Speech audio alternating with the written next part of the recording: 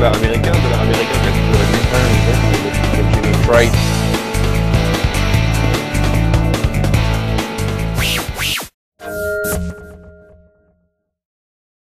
Bonjour et bienvenue dans cette nouvelle émission hebdomadaire de la revue des marchés de Jitney Trade. On va parler cette semaine du VIX, du dollar américain au moyen de l'euro, des deux ETF du pétrole, le USO, et de l'or, du GLD.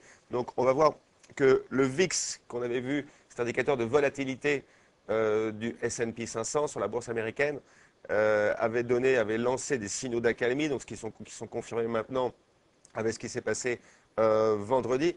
Il y a une formation triangulaire sur le VIX et on le verra tout de suite, donc ce qui annonce une accalmie court terme, prolongation de l'accalmie court terme, mais ce n'est pas encore moyen terme, donc on joue encore que des rebonds sur la bourse américaine. On verra aussi la dernière hausse du dollar américain contre l'euro, surtout parce qu'on va voir que c'est la dernière baisse de l'euro qui va annoncer un rebond, enfin c'est très proche de rebondir sur en tout cas tout ce qui est commodité, pétrole et or. Commençons tout de suite avec ce fameux VIX. Donc, on se souvient très bien de la forte hausse de cet indicateur de volatilité, de peur même, comme on l'appelle maintenant. Formation triangulaire. Formation triangulaire est assez intéressante. Pourquoi? Ça veut dire que le triangle au niveau de l'analyse technique est une figure de continuité. C'est-à-dire que ça annonce une pause, ça n'annonce pas un retournement majeur. Donc on est en pause, en accalmie court terme, mais on est toujours dans une tendance haussière, donc de peur pour le VIX, une tendance majeure, et donc une tendance baissière, largement baissière, pour le S&P, mais sur le court terme, et c'est ce que ça avait démontré déjà la semaine dernière, on est capable de jouer une accalmie. Alors, c'est une accalmie qui va jouer à l'intérieur de ces deux bandes, dans cette formation triangulaire pour le VIX. Ça donnera probablement une cible de 1000 sur le S&P. Donc, c'est un peu les cibles qu'on avait la semaine dernière. On va encore les garder. Donc, pour jouer des rebonds court terme, je ne sais pas pour combien de temps, quelques semaines. Je ne sais pas combien de temps encore. Mais pour le moment, il y a quand même toujours un danger sur la bourse américaine, même si c'est des rebonds et assez forts. On le voit encore, la volatilité en cours sont assez importants. C'est toujours haussier moyen terme pour le VIX, c'est toujours baissier mi-terme pour le S&P. On n'a rien retourné pour le moment. Le niveau à regarder pour le S&P, on verra probablement plus tard en 2009, si éventuellement on avait un retournement majeur, c'est-à-dire le moment où vous commencez à réinvestir dans la bourse américaine, si les choses se calment bien évidemment, eh bien ce serait le niveau des 45. Et ce niveau, tant que ce niveau tient en tout cas sur le VIX, on ne pourra pas jouer de retournement majeur sur le S&P. On sera toujours devant des rebonds qui font partie d'une tendance largement baissière. En ce moment, en tout cas, on peut continuer à jouer le rebond jusqu'à la zone de 1000 sur le S&P. Et puis cette zone de 45 plus tard dans l'année 2009 à regarder, bien important, dans le cas où on ait un retournement majeur haussier, en tout cas, sur le S&P. Pour le moment, ce n'est pas le cas. On se pose dans une tendance baissière et haussière pour le VIX. Maintenant, on va s'intéresser au dollar américain. On sait qu'il y a un fort rallye depuis l'été dernier sur le dollar américain, donc une forte baisse sur l'euro et sur le dollar canadien, bien entendu. Le cycle est pratiquement complet sur l'euro. Il manque une dernière baisse.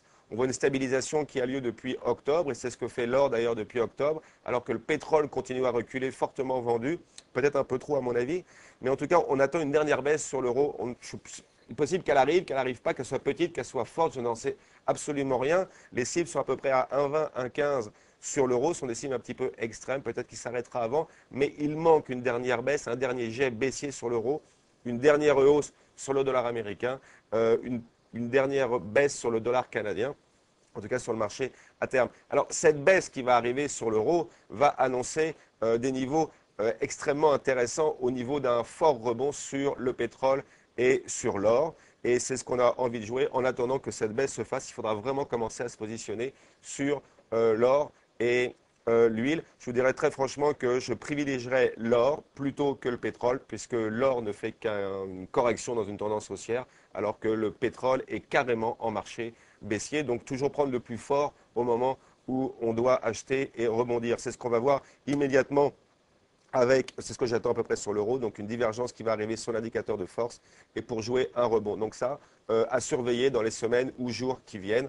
Je ne sais pas trop encore. Ce qu'on va voir après, c'est surtout sur j'ai pris le GLD qui est le ETF de l'or. Ce qui est intéressant, c'est qu'on voit toute cette hausse. Il y a un bas à trouver ici. On sait que ce bas est à trouver au niveau des 700 et des 650 sur l'once d'or, ce qui est équivalent à peu près à 69,64 sur le GLD. On se souvient, c'est des gros supports, c'est les supports de 2007.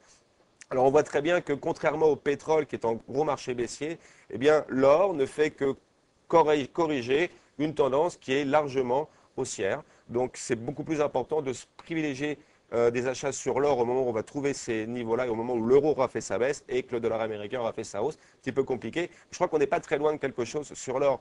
On va attendre donc un niveau soit le 700-150 sur l'once ou éventuellement, si on ne l'a pas, s'il n'arrive pas, eh bien on jouera le break, on paiera un petit peu plus cher, mais au moins on sera en départ haussier. Plus fort, l'or contre le pétrole, pourquoi déjà au niveau du graphe, c'est assez clair. Et je me dis qu'avec tout l'argent qui est mis de la Fed, de tous les organismes, etc., c'est de l'argent finalement, comment dire ça, c'est pas du vrai argent, c'est de l'argent qui va amener, là on est dans une déflation, dépression, déflation, est-ce qu'on ne va pas balancer à un moment donné où on va avoir un risque sur de l'hyperinflation qui va arriver beaucoup plus tard? Et je pense que c'est ce que commencent à penser les acheteurs d'or. Donc ce sera, à mon avis, le meilleur véhicule plus que le pétrole. Je n'ai pas de cible, bien sûr, sur la hausse. On va déjà attendre de toucher soit des niveaux de support, soit le break. Et puis après, on sera capable de donner des cibles. Mais dans le moment où vous avez ces cibles-là, il serait intéressant de commencer à accumuler un petit peu d'or et surtout au moyen du GLD et pas des titres. On va travailler plus le physique puisque là, on devrait avoir, logiquement, puisqu'on travaille avec cette émission phénoménale de monnaie, on devrait déboucher dans les années qui viennent sur de l'hyperinflation. C'est ce que et le meilleur véhicule pour ça, eh bien, ça reste l'or. On va parler, pour finir, du ETF du pétrole, donc du baril. Le USO, alors on voit très bien 3/4 de valeur de perdu depuis cet été, c'est énorme, c'est gigantesque. On voit vraiment que c'est maintenant un marché baissier, c'est-à-dire que ce n'est pas une correction comme on vient de le voir de l'or dans un marché haussier, on est vraiment en marché baissier. On a un RSI, un indicateur de force qui n'a plus de force, qui est complètement par terre, aplati complètement, ça veut dire qu'il est complètement soumis à des ventes massives sur le pétrole. Le pétrole va rebondir quand le dollar américain a fait son top ou l'euro son bottom, le pétrole va rebondir. Mais il ne va que rebondir parce que je crois qu'il est engagé pour très longtemps dans une tendance majoritairement baissière. Donc des rebonds à jouer sur le pétrole, une nouvelle tendance de hausse à jouer sur l'or, donc le meilleur véhicule est forcément l'or. Le moment, et là j'ai plus de cible sur la baisse. On a craqué les $50 sur le baril, on est à 44, peut-être les 40, peut-être les 35. Vous savez, on est exactement dans ces moments de baisse où il n'y a plus de prix, exactement comme les moments de hausse qu'on a vécu l'été dernier, où on n'avait non plus de prix à la hausse. Et donc ça ne sert à rien de mettre des cibles exactes, puis de jouer un bottom, à mon avis, ça ne sert à rien non plus.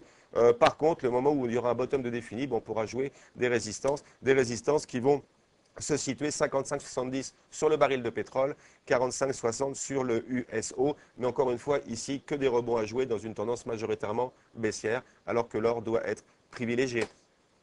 Donc à retenir pour cette semaine, le VIX confirme la calmie court terme du S&P, donc des cibles à jouer 1000 sur le S&P, proche d'un bas sur l'euro, dollar canadien, or et pétrole. Donc ça, c'est à suivre très prochainement. À mon avis, c'est la prochaine tendance forte qui sera sûrement l'or. Calendrier économique, on regardera la Banque du Canada on s'attend à une baisse de 50 points de base de son taux directeur, les balances commerciales américaines et canadiennes, PPI et vente au détail aux États-Unis. À regarder donc encore une fois le rebond court terme du S&P et puis surtout voir comment se comporte l'euro et le dollar américain pour aller chercher des niveaux appréciables sur l'or. Je vous souhaite une bonne semaine et un bon trading. Bye.